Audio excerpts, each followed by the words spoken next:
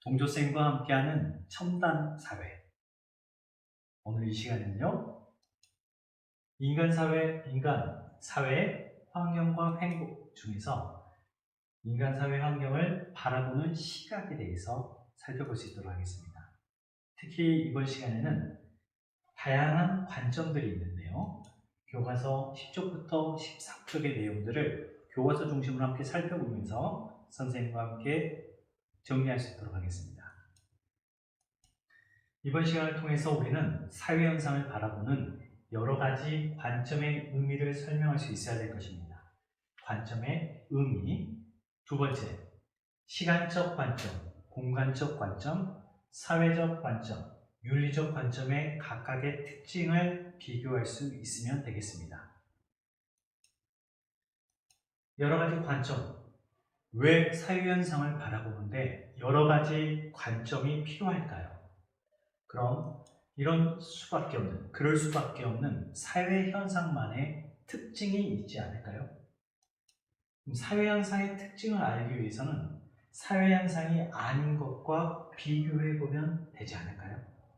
즉, 동조쌤이 잘생겼냐 못생겼냐를 알기 위해서는 동조쌤이 잘생긴 특징을 비교하기 위해서 못생긴 사람과 비교해보면 알 수 있겠죠. 중요하지 않는 농담이고요. 사회현상이 아닌 것은 무엇이라고 할까요? 사회현상이 있으면 사회현상이 안 사회현상, 그걸 우리는 사회현상이 아닌 것을 자연현상이라고 말할 수 있겠죠. 그럼 먼저 사회현상을 바라보는 관점을 알기 위해서 사회현상의 특징과 자연현상의 특징을 비교해 볼 수 있도록 할게요. 이 내용은 교과서에 없습니다. 저형 메모장에 한 5-6줄 됩니다. 메모장에 정리하면서 교과서 한쪽 귀퉁이에 정리하면서 할게요. 자, 메모 준비되셨나요?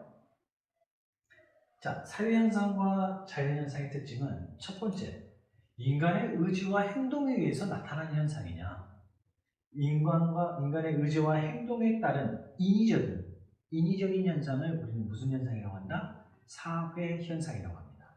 즉, 사회현상에는 인간의 의지와 행동이 담겨져 있는 거죠. 반면 자연현상은 어떻습니까? 아침에 해가 뜨는 것, 해가 지는 것, 비가 내리는 것, 가뭄, 홍수와 같은 이런 자연현상들은 인간의 의지와 상관없는 자연계의 질서에 의한 현상이죠. 인간의 의지와는 상관이 없습니다. 때문에 사회현상에는 인간의 의도와 가치가 개입되어 있죠. 인간의 의지와 가치가 개입되어 있다. 반면 자연현상, 그래서 인간의 의지와 가치가 함축되어 있다. 가치가 함축적인 현상이죠. 사회현상은 가치 함축적인 현상인 겁니다. 반면 사회는 이런 용어 같은 걸 좀 잘 기억해 둘 필요 있을 것 같아요. 가치 함축적 현상이다.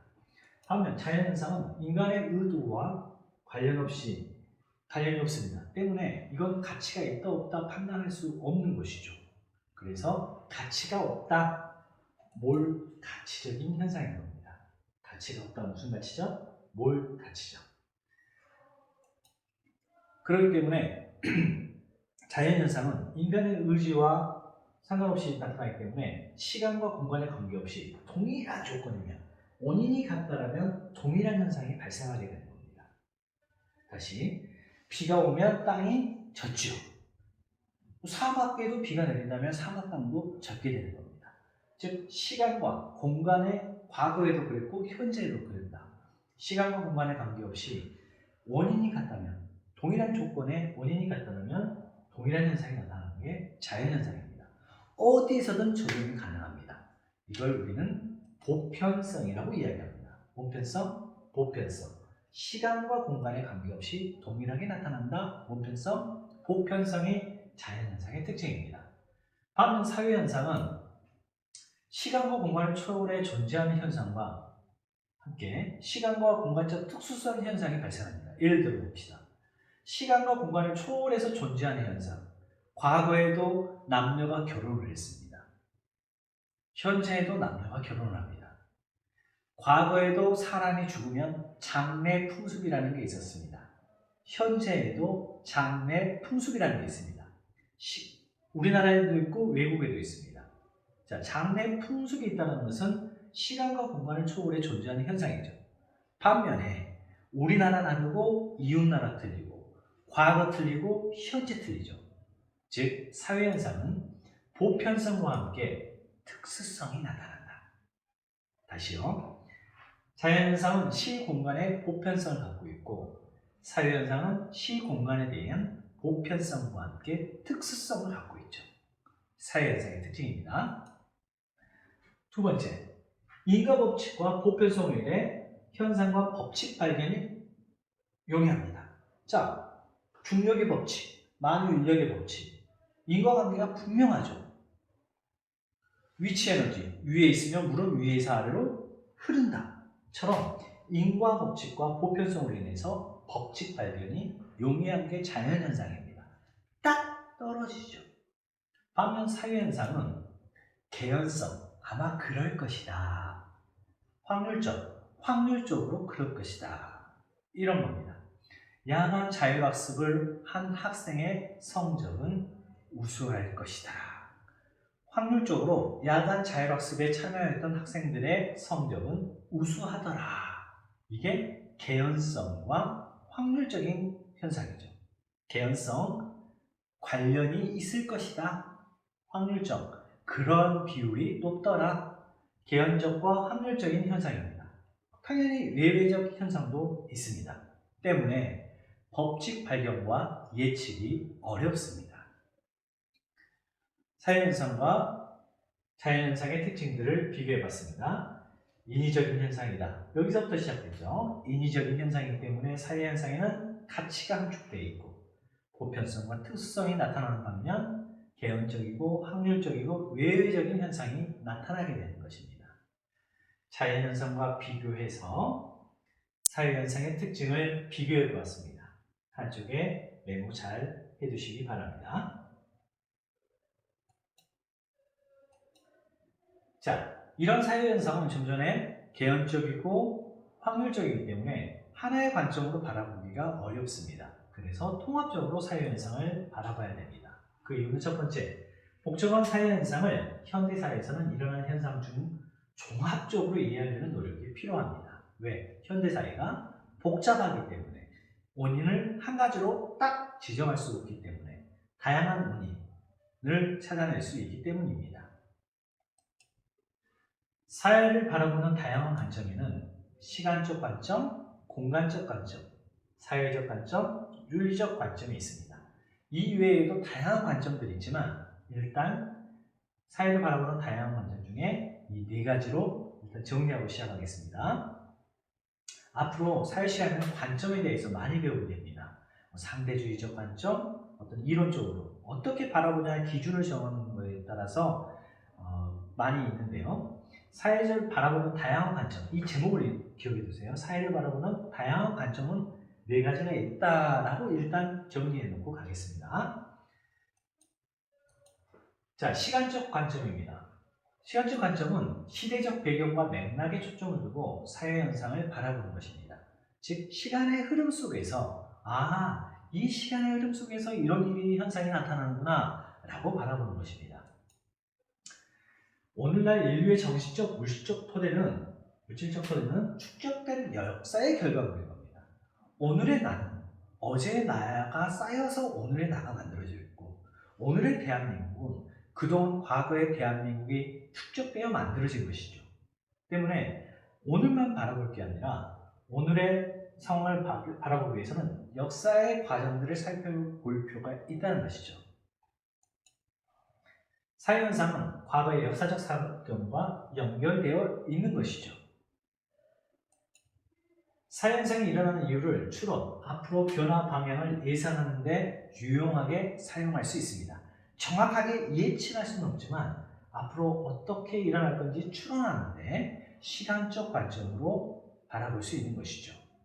자, 구체적인 예를 한번 들어볼게요. 여기서 다시 조금 전에 자연관계는 정확하게 과거에 이랬다고 나타나는 건 아니죠. 시간적 관점은 뭐냐면 선후관계라는 것이죠. 선후관계. 이렇게 했기 때문에 이렇게 연결될 그 관계가 있다. 인과관계는 정확하게 원인과 결과죠. 하지만 선후관계는 앞뒤 관계로 바라보는 것이죠. 개념이 약간 차이가 있습니다. 자, 운명의 한일전. 우리 대한민국 사람들은 전 축구를 잘 좋아하지 않는데 한일전 축구를 하면 잘 보죠. 자, 시간적 관점으로 이 한일전을 설명한다면 어떤 식으로 설명할 수 있겠습니까? 그러죠. 과거 일제강점기에 강점기의 아픈 역사를 갖고 있었기 때문에 일본에 대한 감정이 축구에 반영되어서 일제강점기라는 과거의 역사적 사실과 오늘날 한일전이라는 관계가 서로 연관이 있는 것이죠. 즉 대한민국 국민들이 한일전에 열광하는 이유를 분석하기 위해서는 시간적 관점에 의해서 과거 일제강점기를 되돌아볼 필요가 있다는 것이죠. 두 번째, 공간적 관점입니다. 인간 생활과 사회 현상을 위치와 장소, 분포, 형성 과정, 이동, 네트워크 등 공간적 맥락에서 설명하는 시각을 공간적 관점이라고 합니다. 다시요. 위치, 장소, 분포, 형성 과정, 이동, 네트워크 같은 것으로 설명하는 관점을 공간적 관점이라고 합니다. 한 지역의 특성이나 여러 지역 간의 유사점, 차이점들을 쉽게 비교할 수 있겠죠. 지역적 특성 또는 비교가 가능한 게 공간적 관점입니다. 각 지역이 네트워크를 형성하여 어떻게 상호작용하는지와 이에 따른 지역 변화를 살펴보는데 유용한 자료가 될 수 있습니다. 이촌 향도 현상을 바라볼 수도 있고 이런 자료를 분석할 때 공간적 관점을 이용 가능합니다. 실제적인 예를 한번 봐봅시다. 자, 무슨 지도냐? 어제자 3월 14일자 전 세계 코로나 환자 발생 누적 빈도를 나타내는 것입니다. 전 세계적으로 어떻게 코로나 환자들이 발생하고 있는지를 한눈에 바라볼 수가 있죠. 지도가 전체적으로 됐을 때 우리나라 요즘 좀 심각해지고 있네요. 이 지역마다 나타낼 수도 있겠죠. 이걸 확대해보면 수도권과 지역별로 분포 현황을 볼 수 있겠죠. 그래서 어느 지역에서 좀 많이 발생하고 있는지 이런 것들을 살펴볼 수 있는 게 공간적 관점입니다. 다른 공간적 관점이 있죠. 여러분 중학교 교과서에서 보셨듯이 인구 이동이죠. 자, 지방의 인구들이 서울과 수도권으로 집중하고 있는 무슨 현상? 이촌 향도 현상에 대한 그래프입니다. 이런 식으로 도시의 인구 이동이 그래프의 굵기를 통해서 5만 명, 10만 명, 50만 명 이 규모의 인구가 이동한다는 것을 네트워크와 분포와 이동을 표현할 수 있는 게 바로 공간적 관점입니다. 과거 여러분이 중학교, 중상 교과서에서도 배우셨을 겁니다. 인구의 이동을 시간대별로 나타냈던 것이죠. 자, 시간적 관점과 공간적 관점을 한번 섞어서 봤습니다. 일제강점기에서부터 90년대 이후까지 시간의 흐름 속에서 공간적으로 어떠한 이동과 분포를 보여주고 있는지 두 가지 관점을 접목해서 바라볼 수도 있겠죠. 이게 공간적 관점이었습니다. 다음으로 사회적 관점의 의미와 특징입니다. 특정한 사회 현상을 사회 제도와 사회 구조와의 관련성 속에서 이해하는 것을 사회적 관점이라고 합니다.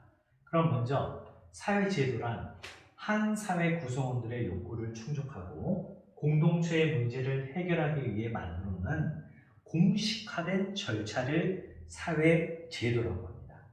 공식화된 절차, 즉 교육 제도. 우리나라에서 공식화된 교육 절차를 교육 제도라고 하죠. 제도, 공식화된 절차를 사회 제도라고 한다. 그럼 사회 구조란 뭐냐? 개인 간의 상호작용이 지속되면서 나타난 사회적 관계들의 조직적인 총체를 사회 구조라고 합니다. 다시요. 개인과 개인, 개인과 개인, 집단과 집단이 서로 상호작용, 주고받고 함께 생활하면서 지속하다 보면 그 관계가 조직적으로 뭉뚱그려서 총체, 이게 뭉뚱그린 전체, 총체라는 단어도 잘 기억해 보세요. 총체, 전체라고 생각하시면 됩니다. 사회적 관계들의 조직적인 총체를 사회 구조라고 합니다. 다시 본다면 사회적 관점은 특정한 사회 현상을 사회 제도와 사회 구조와 관련성 속에서 바라본다는 것이죠. 이런 사회적 관점의 특징은 개인이 속한 사회를 분석함으로써 사회를 분석하면서 그 사회 안에 살고 있는 사람들이 어떤지를 이해할 수 있다는 것입니다. 두 번째, 사회 현상이 발생한 원인이나 배경을 이해하고 그 현상이 개인이나 사회에 미치는 영향을 파악할 수 있다.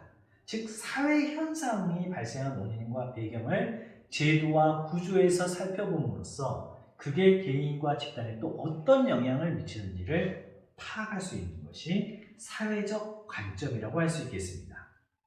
사회적 관점의 구체적 예시를 들어보겠습니다. 우연찮게 이 PPT를 만들면서 다음 포털 사이트에 청소년하고 이미지를 한번 쳐봤습니다. 그런데 청소년하고 엔터를 치면 어떤 그림이 나올 것 같습니까? 이미지, 뭐 통합, 뭐 이런 거 있잖아요. 그래서 이미지를 딱 클릭하면 다음에서 청소년하고 엔터를 이미지를 딱 클릭하는 순간 저는 깜짝 놀랐습니다.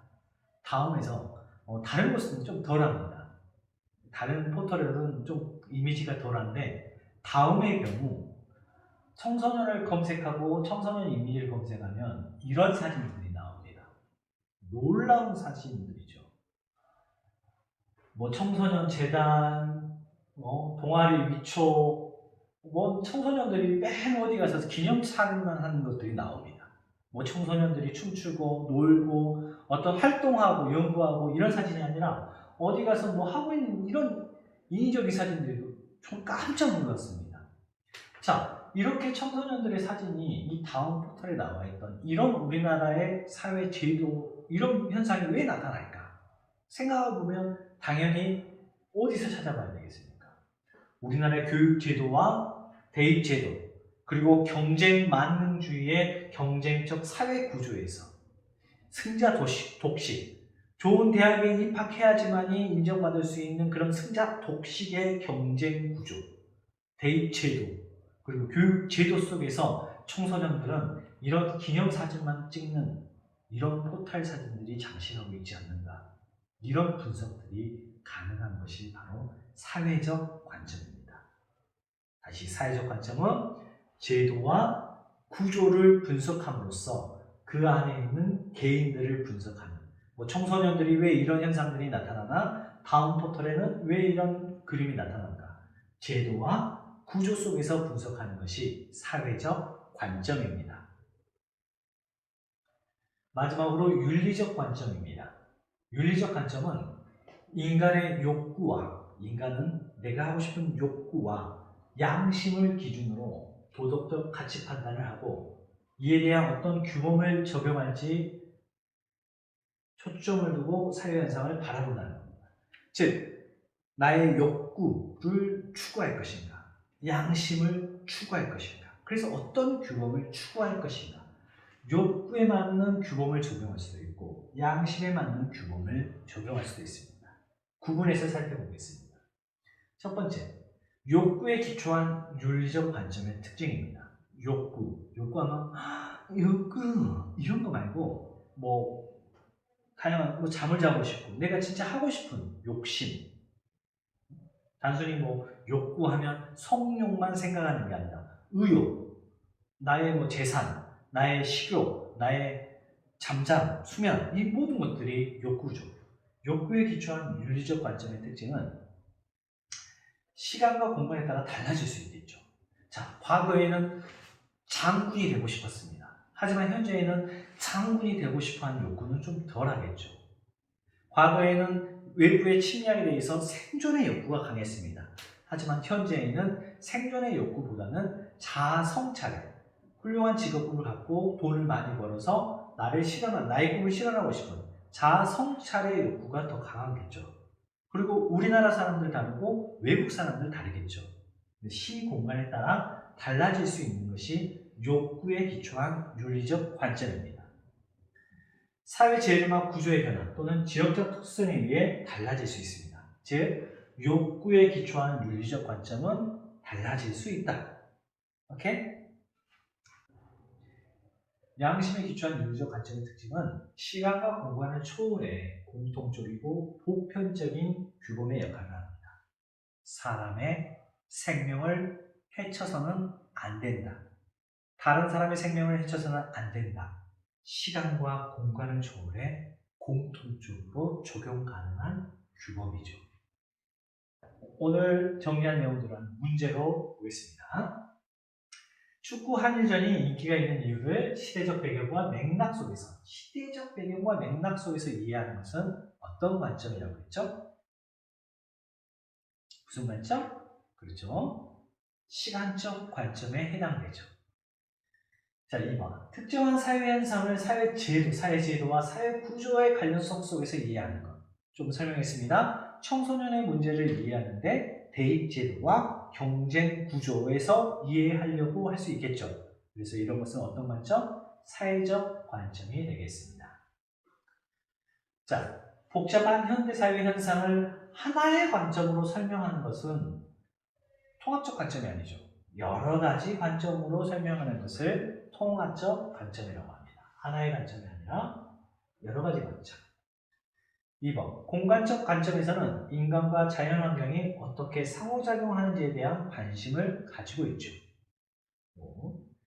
인간의 욕구는 시간과 공간에 따라 달라질 수 있기 때문에 여러 가지 요인에 의해 규범이 달라질 수 있겠죠. 좀 전에 말했죠. 욕구에 의한 근원적 관점은 시간과 공간에 따라서 달라질 수 있다. 반면 원심에 따른 양심에 따른 윤리적 관점은 시간과 공간에 의해서 불변하다라고 했습니다. 자, 첫 번째 학습이었습니다.